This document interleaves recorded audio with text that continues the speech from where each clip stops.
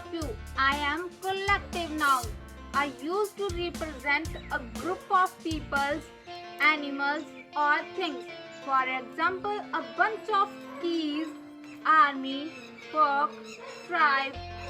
Thank you and have a nice day. Hello friends, I am material noun. It is that what refer to a material or substance from which things are made. Example: iron,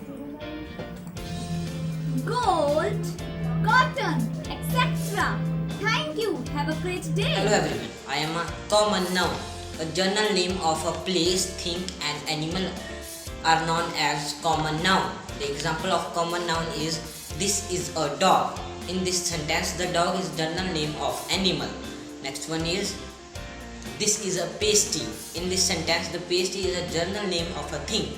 Thank you. Have a nice day. Hello everyone, my name is abstract noun.